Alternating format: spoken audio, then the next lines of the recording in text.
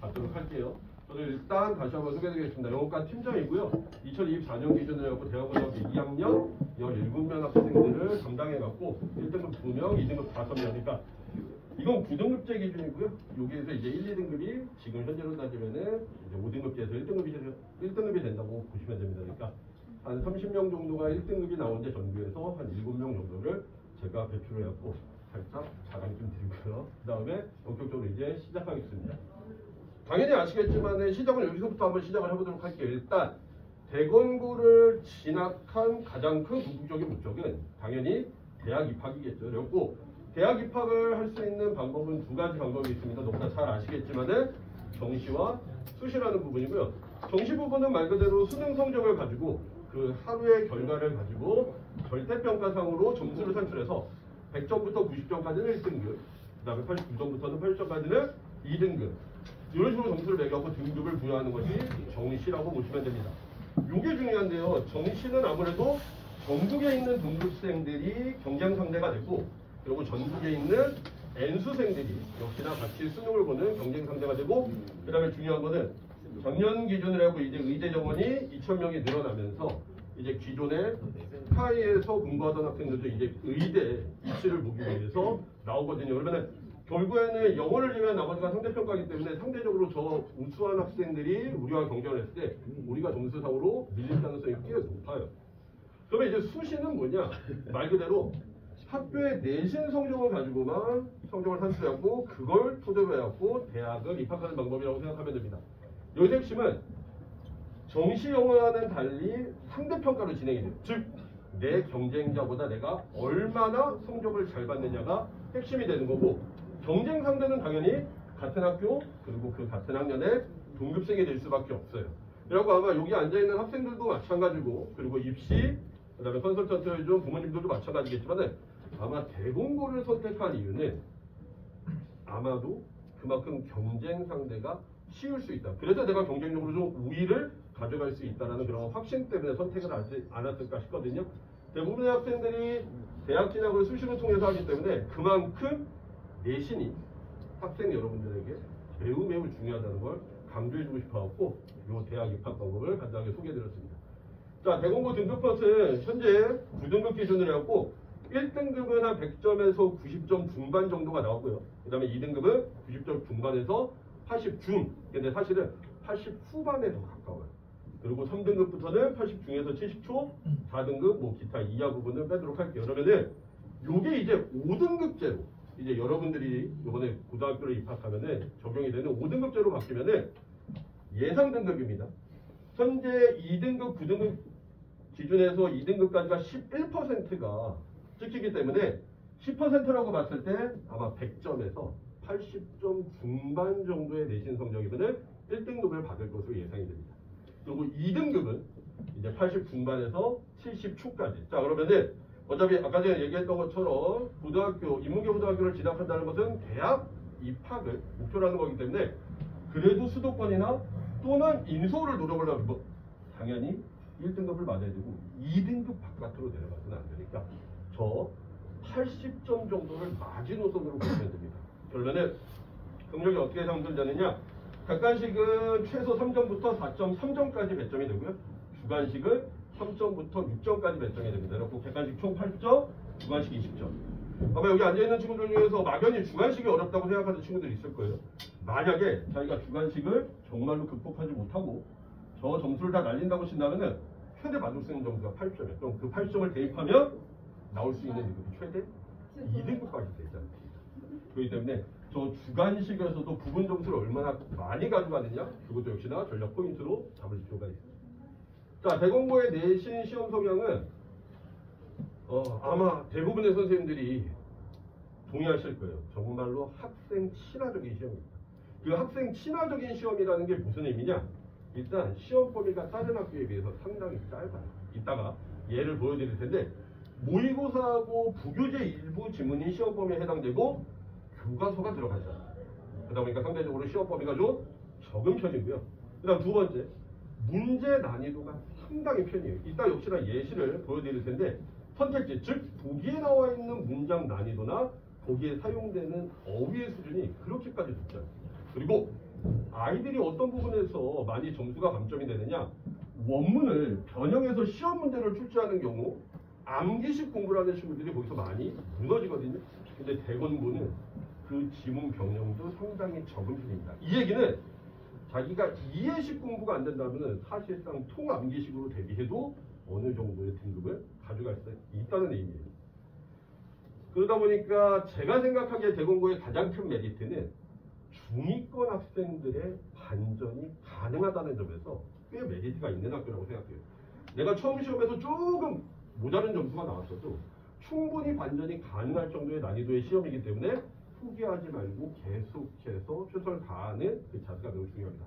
물론 이런 와중에도 변별력을 요하는 포인트는 있습니다. 이것도 역시나 예문을 가지고서 설명을 드리도록 할게요. 자, 그러면은 일단 아까 학생 친화적인 시험이라 그랬었고 그 다음에 시험 범위가 좀 적게 나온다 그랬었는데 그 얘기가 뭐냐? 연수관에 요 근처에 있는 학교들하고 그냥 단적으로 한번 비교를 해보도록 할게요.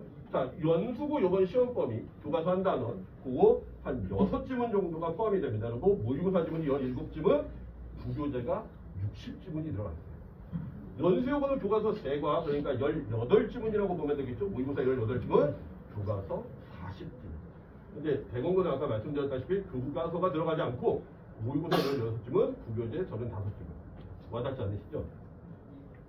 연수고 시험 범위가 83지문이 들어가고 연수요구가 76지문이 들어갑니다.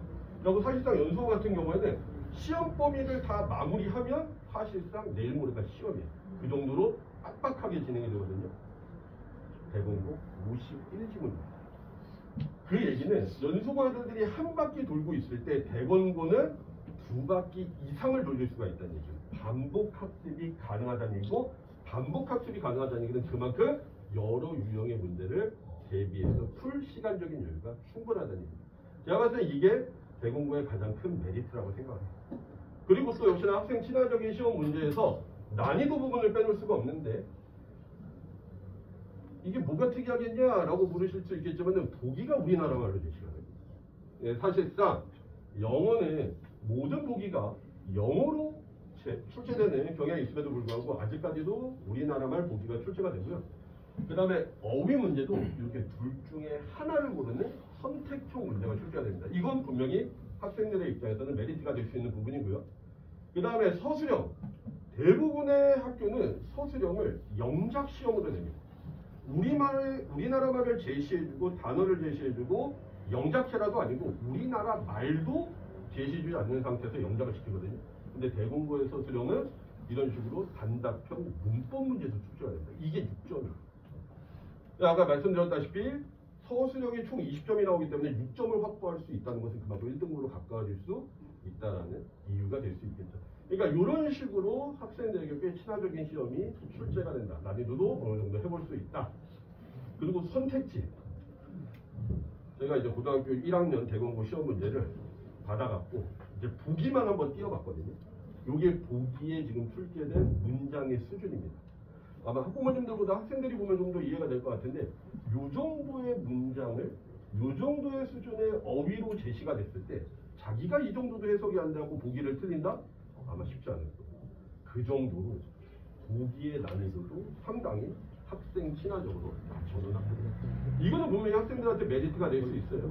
그래서 선생님이 정리하고 싶은 건데 대공고는 학생 친화적인 학교다. 그 학생 친화적인 학교라는 게 무슨 의미다? 다시 한번 중위권 학생들에게 늘 반전의 기회가 있다. 그러니까 늦었다고 생각해서 포기하지 말고 꼭 그 순간부터 다시 최선을 다할 필요가 있는 학교입니다. 자, 이런 쉬운 부분만 있다라면 당연히 학생들의 변별력이 생기지가 않겠죠. 그러면은 가장 1등급을 가는 데 있어서 바로 밑으로 작용을 할 수 있는 이제 고난이도의 문제는 대공고가 어떻게 출제되느냐. 여기서부터는 이제 학생들이 좀 눈여겨서 봐야 돼요. 직접 풀게 될 문제들이니까. 자, 그럼에도 불구하고라고 제목을 정해봤는데 학생 친화적인 학교임에도 불구하고 그럼에도 불구하고 포인트가 되는 어려운 부분이 있습니다. 첫 번째 문법입니다. 일반적인 학교의 문법 문제를 제가 하나 가져와 봤어요. 어떤 식으로 문법 문제가 출제되느냐 보이시는지 모르겠는데 단어의 밑줄이 그어져 있고 문법적으로 맞았는지 틀렸는지를 판단하게끔 되어 있습니다. 이런 식으로 단어 밑줄 문법으로 나오거든요. 그러니까 내가 만약에 4개 문법을 확실히 알고 하나를 모르더라도 그 그 하나가 만약에 답이라면은 나머지 4개를 가지고서 유추해 볼 수 있는 그런 식으로 풀 수가 있는데 대공고 문법은 좀 다르게 나옵니다. 어떻게 나오냐? 이렇게 나옵니다. 가장 큰 차이는 뭐냐? 모두 고르시오. 그러니까 내가 한두 개만 어설프게 알아갖고 그걸 짝지어갖고 답을 찾기가 쉽지 않습니다. 그게 지금 문법 문제로 총 2문제, 배점 나가 보시겠지만 객관식 가장 낮은 배점이 3점, 가장 높은 배점이 4.3이라는데 문법 문제 4.3, 3.9. 만약 여기서 문법 문제를 하나라도 삐끗어버려요. 내가 A, B가 답인 건 아는데 C를 몰라고 틀렸다 그러면은 그냥 3.9점이 날라가요. 그리고 문법을 이런 식으로 모두 고르시오 유형으로 나온다는 게 대공고가 좀 변별력을 높이기 위해서 취하는 스탠스라고 생각하시면 됩니다. 그 다음에 두 번째, 역시나 모두 고르시오 유형입니다. 낱말의 쓰임이 적절한 것을 있는 대로 고르시오. 그러니까 역시나 모두 고르시오 유형. 역시나 낱말의 쓰임 모두 고르시오. 위 글의 내용과 일치하는 것을 역시나 모두 고르시오. 그러니까 하나만 어설프게 알아갖고 답을 맞출 수 있는 수준은 벗어나는 시험 문제라고 생각해요. 정확하게 알아가고 모든 것을 찾아낼 수 있어야지 정답으로 갈 수가 있습니다. 역시나 배점이 4.1, 4.3, 4.2 꽤 객관식에도 불구하고 높은 점수로 배점된다는 거 보이시죠? 그러니까 이 문제들을 얼마나 학생들이 맞느냐, 그게 맞지 못한 학생들과 맞은 학생들의 등급을 가르는 포인트가 될 수 있습니다. 그래갖고 이런 식으로 모두 고르시오라는 유형의 문제에 대한 대비 분명히 필요하고요.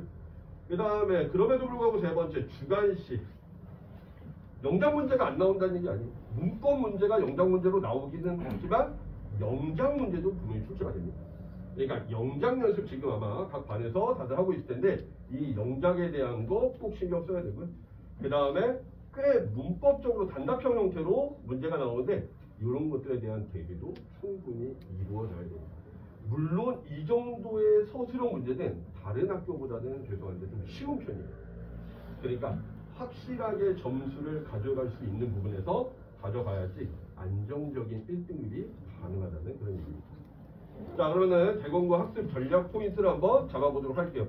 한번 머릿속으로 상기시켜보세요. 대공고가 이런 유형의 문제들이 나오네? 라고 했을 때 그럼 우리는 어떤 식으로 이 대공고 문제를 대비를 해야 될지.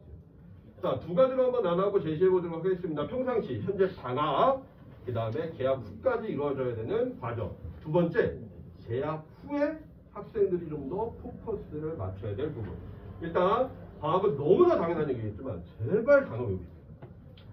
이거 기초 가로쳤어요. 정 안 되면 기초어이라도 확실하게 많은 단어를 나눠서 외우지 말고 확실하게 반복하는 좀 습관을 가졌으면 좋겠어요. 애들이 맨날 와하고 하는 얘기가 외웠는데 나중 되면 생각이 안 난다. 이게 반복이 진짜 부족하기 때문이거든요.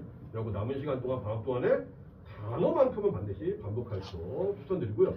아까 봤죠? 문법에서 변별력이 어마어마하게 생깁니다. 그리고 문법 확실하게 방학 동안 잡아놔야 됩니다. 왜냐하면 계약하면은 내신에 포커스 맞춰서 가기 때문에 이걸 볼 수 있는 시간적인 여유가 많지가 않아요. 그렇기 때문에 방학 동안에 확실하게 문법 잡아두고요. 그 다음에 이거 부문 독해가 뭐냐? 문장 단위의 해석을 하는 연습인데 왜 이거를 대비해야 되느냐? 아까 보셨죠? 보기. 지문의 내용이 무슨 내용인지 몰라도 보기가 해석이 안 되면은 틀리거든요. 그러니까 지문 내용을 그만큼 정확하게 파악하듯이 어떠한 문장이 나오더라도 보기에서 해석할 수 있는 능력 반드시 길러줘야 됩니다. 자, 장담하건대 이 세 가지를 어느 정도 대비를 한 친구들은 분명히 3월 이후에 고등학교 시절이 꽤 편하고 그 다음에 성적적인 부분도 기대할 수 있을 거예요. 그럼 개학 후는 아까 제가 얘기했던 것처럼 변형이 많이 없기 때문에 정말 자신 없는 친구들은 통암기도 한번 시도해 보도록 합시다. 제가 가르치는 학생 중에서 월등한 1등급이 나온 친구가 있는데 그 친구도 정말 다 외워요. 외우는데 오답 비율은 상당히 작습니다. 자기가 정말로 쉽지가 않다라고 하면은 통암기하는 것도 하나의 방법이 될 수 있고요. 그 다음에 아까 얘기했던 것처럼 지문이 적기 때문에 2바퀴, 3바퀴를 돌 수 있는 시간적인 여유가 있거든요. 그러니까 그때 변형 문제 많이 풀고 있어요. 지문이 나오면 그 지문 그대로 시험 문제 내지 않습니다. 다 문제 유형을 바꿔서 출제를 합니다. 그러니까 변형 문제 반드시 풀어보고요. 그 다음에 당연히 안정적인 1등급의 조건은 주관식일 수밖에 없겠죠. 대신 주관식을 준비할 때 아까처럼 대공고는 문법과 관련을 한 주관식 문제가 만약에 출제가 되니까 그 문법과 꼭 관련시킨 주관식 문제에 대한 대비를 해주시기 바랍니다. 자, 죄송합니다. 예. 이제 제가 학부모님들과 학생들에게 준비한 발표 내용은 여기까지고요. 뒤에 이제 또 계속하고 다른 과목에 대한 발표가 있기 때문에 일단 간단하게 혹시 대공고 시험 문제나 대공고에 대해서 궁금한 점이 있으시면 제가 그 부분에 대해서 간략하게 답변을 드리고 그리고 마무리하도록 하겠습니다. 네, 예상했던 일입니다.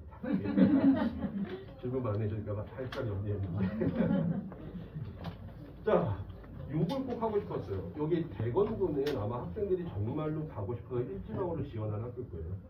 학생 여러분들이 꾸는 꿈이 있을 겁니다. 그 꿈을 대공고라는 틀 안에서 반드시 이루시기를 바라고, 그리고 그 꿈을 이루는데 제가 도움되는 역할도 확실히 하도록 하겠습니다. 예, 들어주셔서 감사합니다.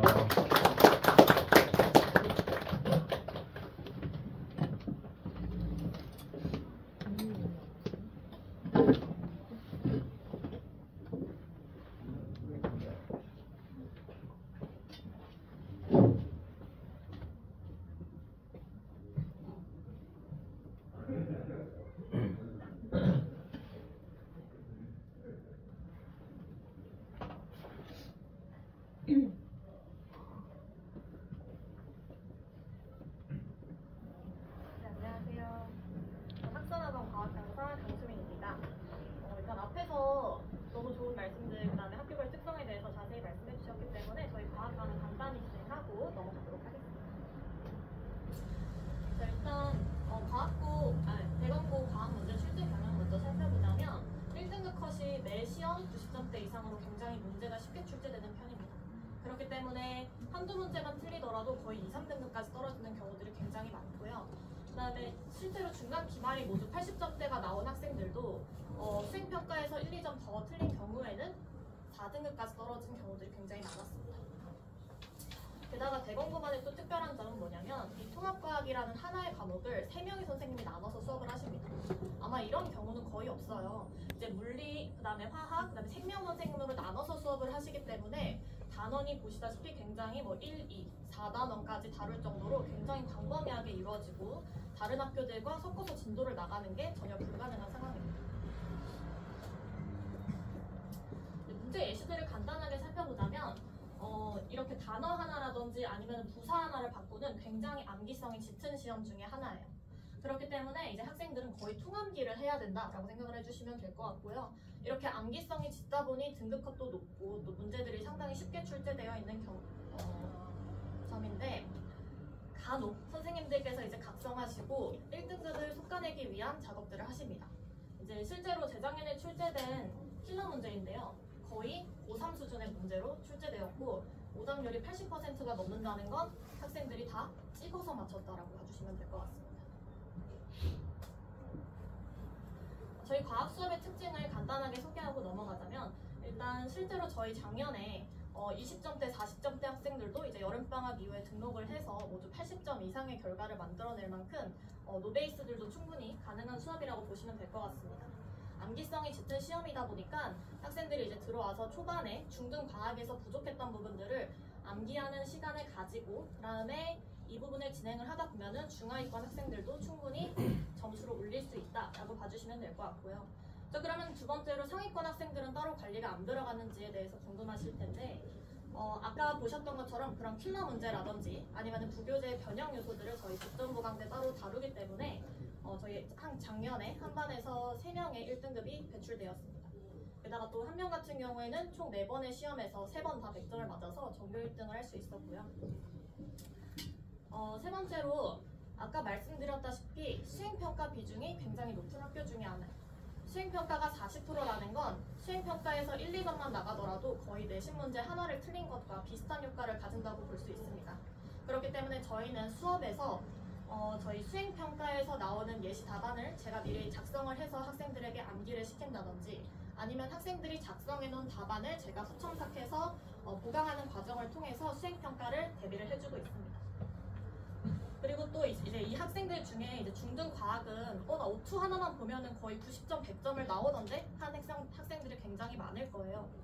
그렇게 우리가 조금만 개념서만 공부해도 점수가 나왔던 중등 과학과는 달리 통합과학 같은 경우에 이제 고등학습이 들어가야 되고 개념서, 문제풀이 문제집, 그 다음에 저희가 직전 부강 때 푸는 정말 양질의 문제풀이들까지 들어가서 거의 4회독, 5회독을 하고 나서 시험장에 들어가는 수업이라고 보시면 될 것 같습니다. 뿐만 아니라 저희 24시간 내내 제가 학생들 질의응답을 직접 다 받아주고 있고요. 학생들이 이제 질문한 문제들에 대해서 제가 직접 탐색하여서 이제 해설에는 사실 줄글밖에 없기 때문에 학생들이 이해하기 굉장히 어렵잖아요. 그거에 대한 것도 따로 항상 보강을 진행을 하고 있습니다.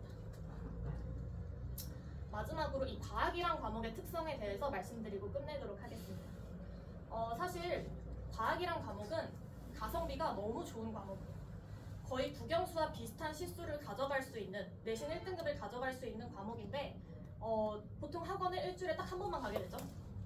그러면 선생님, 학습량이 너무 적은 것 아닌가요? 라고 생각을 하실 수 있습니다. 자, 그렇지만 학생들은 지금 국영수에 밀려서 사실 탐구 과목까지 다루기가 어려운 시점이에요. 그렇기 때문에 굉장히 적은 수업 시간과 그 다음에 제가 매일 분배해주는 학습 요구량을 통해서 충분히 1등급을 만들어낼 수가 있다라고 말씀을 드리고 싶고요. 저도 정말 대치동이라든지 인강이라든지 학원이라든지 여러 사교육을 다 들어봤던 입장으로서 그 학교별 내신 대비는 인근에 있는 학원이 무조건 베스트다라고 말씀을 드리고 싶어요. 정시 같은 경우에는 일부 다른 학습 플랜을 학생들에게 추천을 하기도 합니다만 고1 이제 학생들이 가장 큰 변화를 겪는 시점이고 또 내신 대비가 필요한 시점이기 때문에 그런 면에서 학원 학습이 필요한 것이다 라고 말씀을 드리고 싶습니다. 추가적으로 궁금하신 사항이 만약 있으시다면 나가실 때 저 붙잡고 질문을 해주시면 될 것 같고요. 이만 마무리하도록 하겠습니다.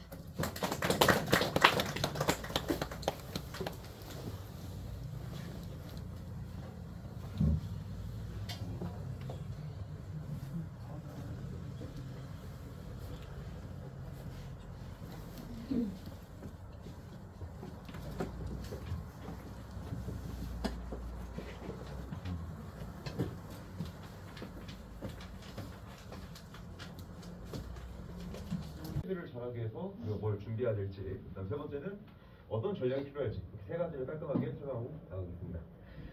첫 번째는 대공고는 일단 객관식 문항이 몇 문항이죠? 20. 좀 많습니다. 그리고 객관적으로 이제 객관식이 많고 서술형이 딱 몇 문제밖에 없죠? 네, 그러니까 이 서술형이 사실상 난이도가 약간 좀 널뛰기 형식이에요. 좀 어려울 수도 있고, 그 다음에 좀 약간 무난할 수도 있고. 근데 확실한 건 뭐냐면 문항 개수가 총 합치면 몇 문제입니까? 그렇죠. 22문제죠. 우리가 이제 중학교 때는 45분 동안 시험을 보죠. 고등학교 때는 50분 동안 봅니다. 그러다 보니까 제한된 시간에 문제를 푸는 게 워낙 중요해서 수학은 결국에 시험이 가까워질수록 시간 관리까지도 제대로 돼야 좋은 성적을 낼 수 있어요.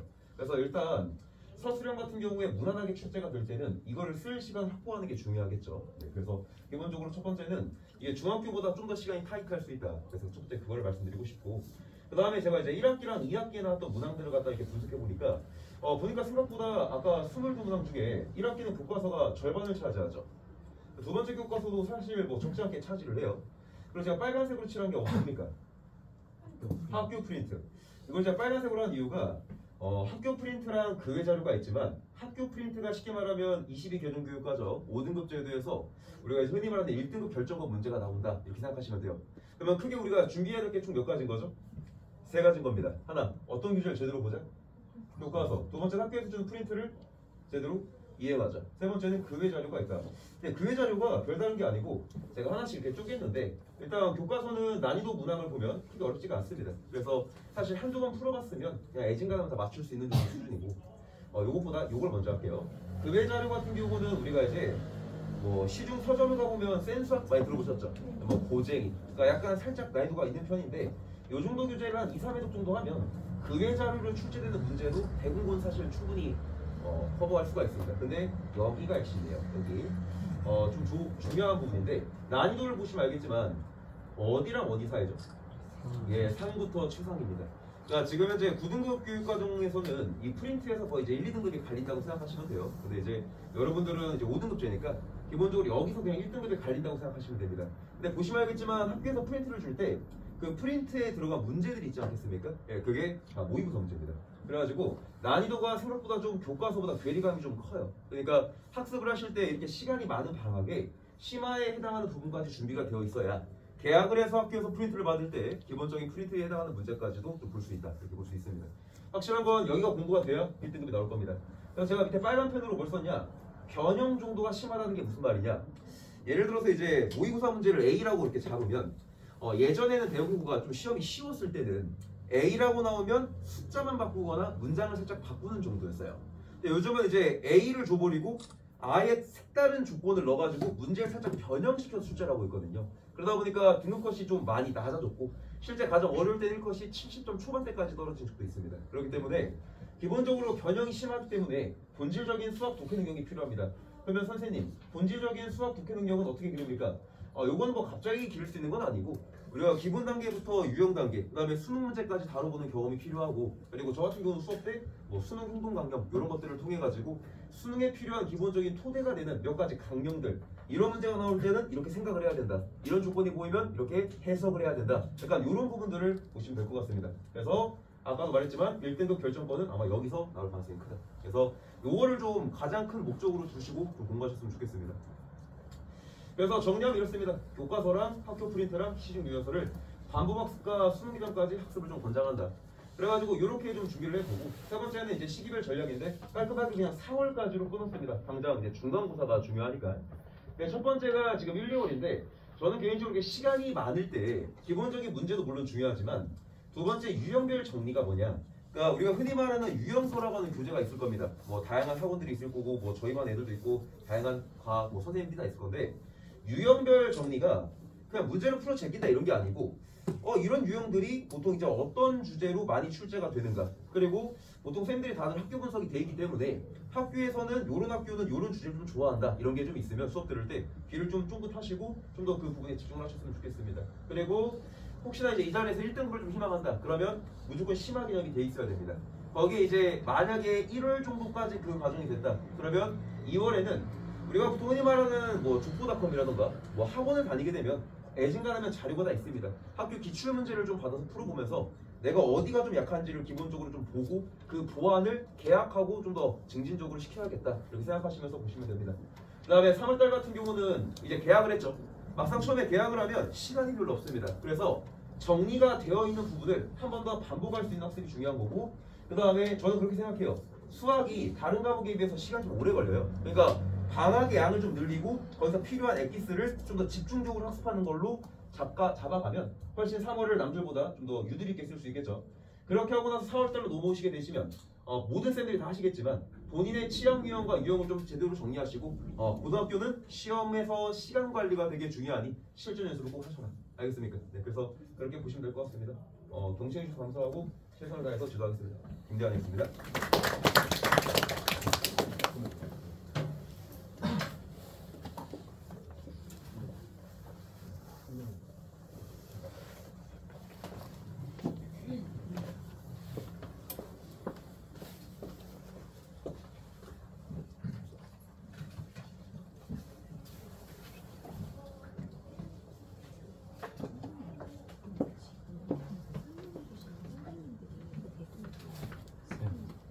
안녕하세요. 대기로 오래 해서. 네, 안녕하세요. 대건고 담당 강사 국어 강사 김민주입니다. 제가 대건고를 꽤 애정을 가지고 오랫동안 수업을 해왔는데 이렇게 벌써 어릴 때부터 봤던 친구들이 대건고를 골라주고 선택해주고 입학을 앞둔다고 하니까 더 뭉클하고 오늘 좋은 정보를 많이 드릴 수 있도록 최선을 다하겠습니다. 네, 먼저 대건고 1학년 내신 등급컷입니다. 여기 24학년도 1학기 중간고사, 2학기 중간고사 등급컷인데요. 1등급은 똑같이 90.5점이 1등급이었습니다. 근데 이제 아시다시피 5등급제로 바뀌다 보니까 국어 같은 경우에는 80점대 중반이 1등급, 그리고 60점대 후반이 2등급이 나올 것으로 예상이 되고 있습니다. 그럼 이제 중학교를 거치면서 수많은 국어 시험을 봐왔던 우리들은 생각을 하겠죠. 뭔가 이 정도면 나도 해볼만 할지도. 1등급 안 나오는 게 이상한 거 아닌가? 국어인데 우리말인데 그죠? 그런 생각이 드실 텐데요. 과연 국어가 할만할까요? 자, 대경고 국어가 쉽지 않다라는 말씀을 저는 오늘 드리고자 왔는데요. 어떤 요소들이 조금 어려운지, 어떤 부분이 우리가 신경 써서 보면 좋을지 말씀을 드려보겠습니다. 자, 우선 대경고는 연수고 관내에서 유일하게 1학년 때 모든 국어 문법을 다 배우는 학교입니다. 이제 일반적으로 우리가 지성이는 왜 대경고를 가겠다고 생각을 했나요? 네? 왜 대경고를 골랐나요? 연수보다 내신 따기 더 쉬워서. 그쵸. 이런 생각으로 우리가 대경고를 갑니다. 내신 따기가 쉬우니까 가야겠다. 그쵸. 우리 딱 봤을 때 비교할 수 있는 학교가 연수고, 송도고, 정고인데 그 안에서는 가장 내신 따기 쉽지 않을까? 라는 생각이 우리의 일반적인 생각인데 사실 문법으로 따지면 대경고만큼 많이 배우는 학교도 없습니다. 그리고 깊이 있게 배우는 학교도 없고요. 그래서 대경고는 교육과정 안에 있는 전체 국어 범위, 그래서 이 범위만 알면 사실 수능 문법도 이게 끝이거든요. 근데 이거를 1학년 때 다 나눠서 배운다라는 거 아주 중요합니다. 그다음 대경고의 유일한 장점이죠. 저희가 대경고를 좀 사랑하는 이유가 대경고는 사립학교고 조금 나쁜 말로 하면 선생님이 조금 게으르십니다. 그래서 맨날 나왔던 문제들이 순서 바꿔서 다시 나오고 이런 식으로 이게 서로 다른 해의 문제거든요. 근데 같은 지문을 가지고 CM76의 일부를 소설로 바꾼 것이다. 비교한 것으로 가장 적절한 것은 해서 정답 선지는 상상력이 덜 요구된다. 근데 여기서 상상력이 덜 요구된다가 정답이었거든요. 이런 식으로 뭐 반복되는 선지들이 많다라는 건 사실 우리가 연습을 충분히 할 수 있는 좋은 점이라고 볼 수 있는데 하지만 안타깝게도 교과서가 바뀌었습니다. 그래서 우리 친구들 같은 경우에는 기존의 문제들, 기출문제를 여러 번 푼다고 해서 점수를 올릴 수 있는 학년은 아닙니다. 그렇기 때문에 물론 무슨 기출 경향이 있기 때문에 작품이 바뀐다고 하더라도 갈래별 특성이 바뀌는 건 아니니까 그 갈래별 특성 위주로 암기를 할 수는 있겠지만 선생님들이 좋아하시는 개념들이 있으니까 그걸 위주로 공부를 하긴 하겠지만 교과서가 바뀌었기 때문에 큰 변수가 생겼다. 그래서 우리가 조금 더 국어 공부에 조금 진지한 태도로 열심히 임해야 한다. 이런 말씀을 드릴 수 있겠습니다. 또 대경고 국어 같은 경우에는 수행평가 중에 발표 수행평가가 굉장히 까다로워요. 이 부분이 사실 수행평가는 그냥 열심히 하면 되는 거 아닐까? 라고 생각하실 수 있는데 발표 수행평가를 채점하시는 선생님에 따라서 채점 기준이 좀 상이합니다. 그래서 발표를 이렇게 하다가 손을 이렇게 앞으로 모으고 있는 게 원칙이래요. 근데 이렇게 하다가 만약에 여기 머리카락이 하나 내려와서 이렇게 넘겨요. 그럼 감점이에요. 이런 쪽은 선생님들별로 이렇게 까다로운 기준이 있기 때문에 그 부분을 이제 잘 놓치지 않고 그래서 전 항상 발표 수행 전날에 학생들한테 나가서 해보라고 하거든요. 그래서 머리 내려와도 넘기지 마. 정자세 해. 이렇게 해서 항상 수행평가는 물론 충분히 노력하면 좋은 점수를 받을 수는 있겠지만 이 발표 수행만큼은 조금 열심히 준비를 하자라는 말씀을 드리고 싶고 또 선생님마다 수업하시고 필기를 하시는 방식이 다 다릅니다. 그래가지고 저희는 항상 교재에 국어 교재에 저희가 수업하는 교재 말고 교과서랑 똑같은 페이지를 하나 추가를 해놔요. 그래서 학생들이 학교 필기를 듣고 저희 교재에 다시 옮겨서 필기를 다시 쓸 수 있게끔 학교 필기를 다시 한번 교재로 옮길 수 있게끔 그래서 단권화를 하고 그 단권화를 한 내용을 가지고 제가 스캔을 다 해놓습니다. 학생별로 얘는 이렇게 필기를 했구나 쟤는 저렇게 필기를 했구나 해서 내신 직전에 직전 보강할 때 그 내용을 다 반영해서 수업을 하거든요. 선생님들마다 필기하시는 방식이 달라서 그래서 이 부분을 통합해서 수업을 하는 시간이 있다는 거 이것도 이제 수업의 장점이 되겠죠. 네. 근데 이렇게 제가 지금까지 말씀드린 내용은 내신인데요. 내신뿐만 아니라 모의고사도 너무너무 중요합니다. 이제 2022 개정 교육과정의 첫 세대잖아요. 근데 이 개정 교육과정에 따라서 5등급제로 변환이 되면서 이제 예전 같은 경우에는 1.0이 나오면 서울대에 가고 1.2가 나오면 연세대에 가고 이렇게 됐었는데 지금은 그 1.0과 1.2가 모두 1등급이 된 거잖아요. 그렇다 보니까 이 학생들을 변별할 수 있는 기준이 수능 최저 등급밖에 없는 거예요. 수능 최저 등급과 뭐 다른 이제 생기부를 많이 보긴 하겠지만 그렇기 때문에 모의고사를 꼭 챙겨야 됩니다. 정시는 뭐 말할 것도 없겠고 수시로 대학을 갈 때에도 꼭 모의고사를 챙겨야 한다. 내신만으로는 최상위권 대학에 진학할 수 없기 때문에 국어 모의고사 성적이 대학교 레벨을 좌우한다라는 것도 꼭 말씀드리고 싶습니다. 자, 그래서 학산학원에서는 왜 매년 대공고 국어 100점이 나올까요? 1대1 개별 클리닉 시간이 있어서 학생들 개별 상황에 맞게끔 자료를 따로 배부를 하고요. 또 남고 학생들 특성상 숙제해? 하면 안 합니다. 숙제했어? 물어보면 했대요. 하지만 안 했습니다. 있죠. 그래서 제가 항상 1대1로 과제 점검을 하고 있고 또 수행평가 준비도 개별 첨삭을 하고 있다. 그리고 모의고사와 내신을 모두 함께 병행하는 게 중요하기 때문에 물론 내신만 좀 집중을 해서 수업을 하면 강사 입장에서는 편합니다. 그리고 실적을 내기도 편하고. 하지만 학생들의 입시 전반에 좀 유의미한 수업을 만들고자 항상 모의고사와 내신을 함께 수업을 하는 방식을 선택하고 있고요. 또 사립학교이기 때문에 선생님들의 특성을 반영해서 그래서 저희는 그 대검고 선생님들의 성함을 다 압니다. 아, 이 박 선생님께서는 이런 문제를 좋아하시고 김 선생님께서는 이런 다자성어 문제 좋아하시고 이런 식으로 구분해서 개별 교재를 제작하고 있습니다.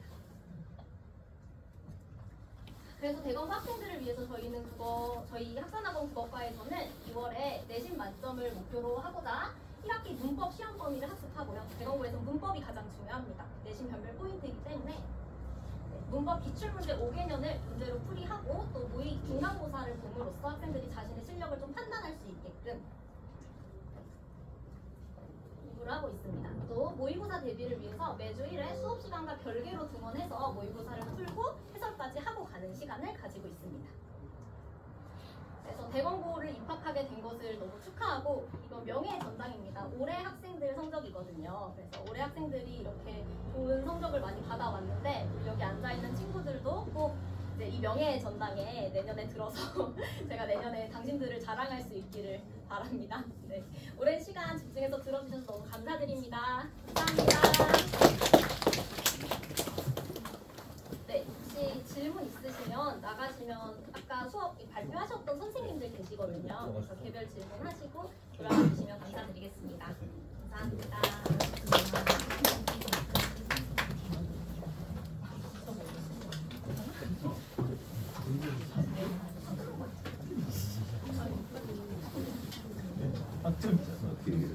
거기 쑥 들어가.